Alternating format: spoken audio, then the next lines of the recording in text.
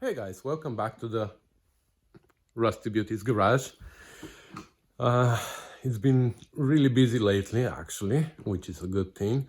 I have lots and lots of projects to work on. As you know, we started the transmission, which is still in the middle of nowhere. I also have done some projects with my kids that we had to finish. You've seen the bike, I guess, a weed whacker that I had to fix for my yard. So these are things that I know they're not very exciting for you, but they have to be done. So I've done them, and I decided also to film them and show them to you. These are now completed, and the transmission is still waiting. And I have two more projects that I'm pretty sure that are gonna be interesting for you. So like I said, we've been really busy lately, and that's a good thing because there's more videos for you and a lot of fun for me as well. So today we're gonna be working on something which you don't expect, I guess. It's a TR3 engine, and it's not our shop project, TR3. So let me show it to you. This is the engine, and let me give you a little bit of history about it. I rebuilt this engine for someone in 2020, like a year ago. It sat for a while because they're building some custom car. It's a very interesting project. I mean, it's a very old Triumph frame. I don't even know what kind of a Triumph.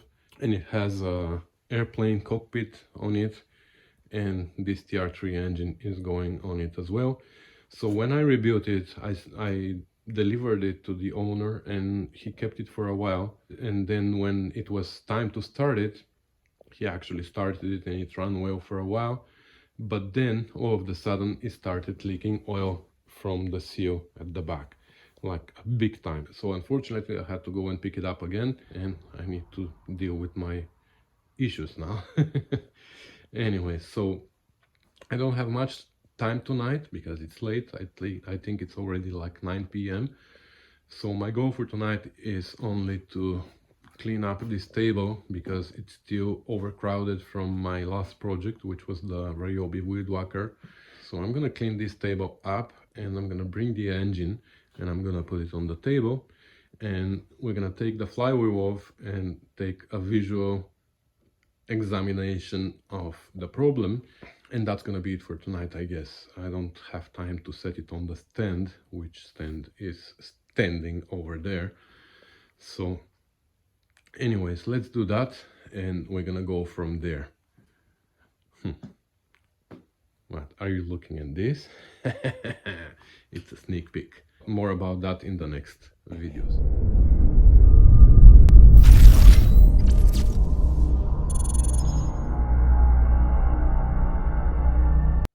Alright, so she's on the table. The crane is still supporting her because she's heavy.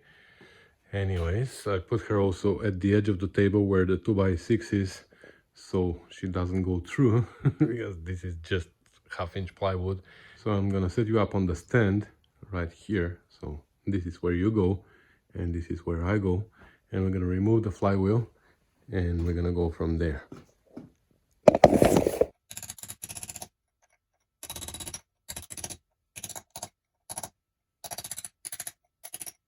So the crankshaft on this TR3 engine doesn't use the original scroll seal where you have the spiral channel on the crank, and when the engine spins, the scroll drives the oil back into the engine instead of letting it go out. This crank has been machined so it can use a regular seal. But we actually determined at that time, a year ago, that if we use the blue seal, where you can use an actual rubber seal but with a cut instead of the scroll seal, and the area where that seal right was not machined, so we could use that one there. So let's see what actually happened.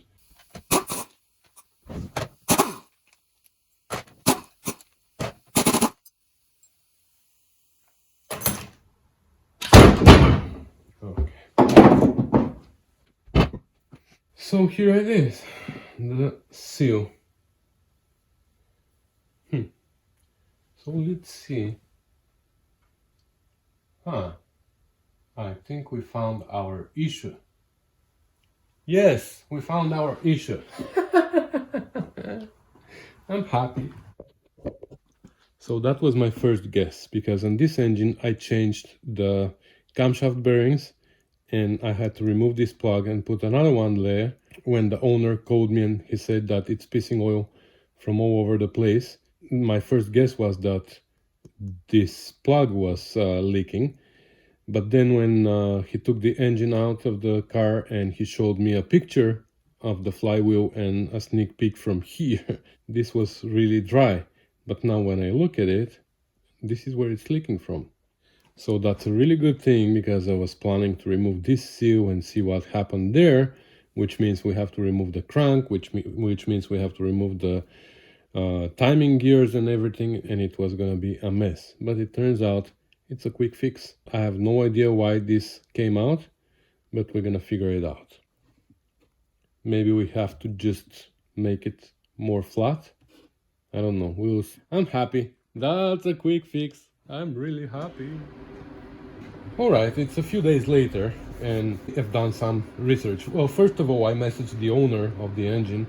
I told him what I found out, and he said that that makes sense, because in the beginning, when he first started the engine, the oil pressure was somewhere around 100 psi, which is way too high. Then he reduced it, but probably at that time when the pressure was way too high, this core plug got pushed out. I don't think that this should happen even at 100 psi. So I've done some research and I found that people were actually doing some smart thing here, which I was thinking of doing anyways before I've done the research. But after I've done the research, I'm like positive that I can do it. And what they've been doing is, after the plug, a domed core plug like this is installed, they just put a socket there and give it a little smack, and they push in the center of the dome.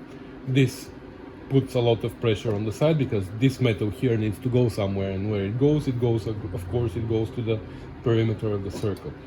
So I read this article actually, that from someone who actually went and did some research on that, and they experimented with plugs. What they actually did was they measured a plug which measured, I don't remember exactly, I think 1.62 or something like that, and then they put it on a flat area and they smashed the middle with a socket, and then they measured it again and it measured 1.66 now, which means like 40 tau was added to the diameter of the circle, which makes sense. So that's why they are domed, so you can push in and put a lot of pressure to the side.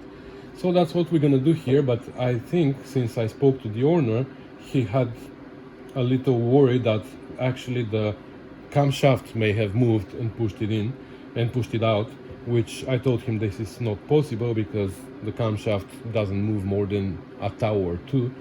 Anyways, he said there might be marks on the core plug inside if that happened. Like, I'm 100% sure that's not possible, but let's check. We're gonna pull it out, and I got some new ones, so we're gonna install a new one, and on the new one we're gonna give a smack, and that's gonna be fine. I'm expecting, if there are marks, I'm expecting them to be at the sides, because the end of the camshaft is like almost as big as this plug, right? So it cannot be in the center. So it's okay if we screw up the center of the plug to pull it out. And my idea of how to pull it out is with my stinger. So let me pull you back a little, like that. So this is my dent puller, which I hope will do the same job here. It will pull out a core plug. So we'll go in the center.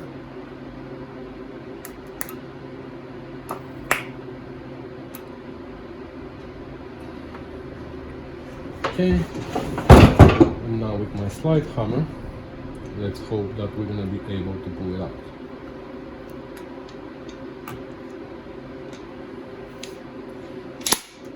Oh, look at that. That was easy.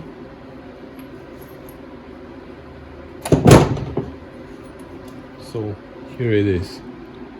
Absolutely no marks of anything. Of course, as expected. Also, let's look inside now, so you can see how deep inside the camshaft is. There's absolutely no way that this camshaft comes out and pushes the plug. Like, there's no way to move it because we have the the bearing in the front, and we have the gear, the timing gear. Like, even if it moves by a thou or two. It doesn't move more than that. So that's basically our problem. I wanted to clean this area, but it is pretty clean. Anyways, I'm gonna take a wire wheel and run it there just in case.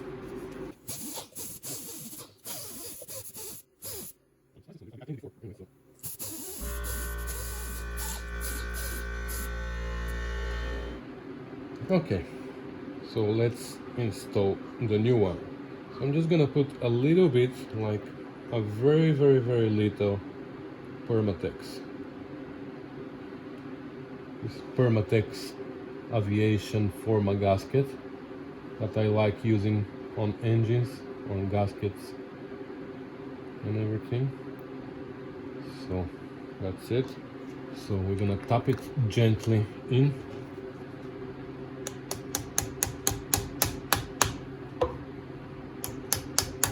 There you go, it started. I wish I had a bigger socket that can fit as far out to the perimeter as possible, but I don't, and I can't find anything here at home that is bigger than that. So I'm gonna tap it gently in with this one, just going around the perimeter.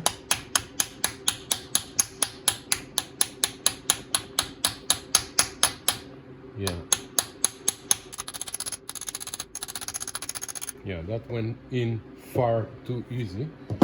So we're gonna give it a good smack. Actually, we're gonna change positions, guys, because I want to be on your place. So now you may come on this side, and we're gonna give it a smack now. Let's see.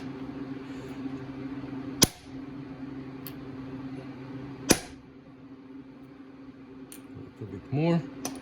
I think that's good. There you go. Now I'm 100% sure it's not going anywhere.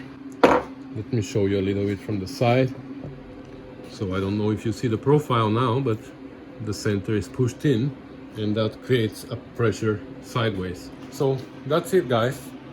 It's a short video, but just wanted to show you what mistake I've done and how we fixed it. So you know, if you're doing the same thing, just give it a smack. Otherwise, you have to take the engine out, like the owner of this engine had to do, and it's my fault. I apologize for that. So anyways, so thanks for watching, guys. Thanks for commenting and subscribing, and stay tuned for more projects that are coming, like this one, for example, here. You see that? Yeah. More about that really soon. So thanks for watching, guys. Bye.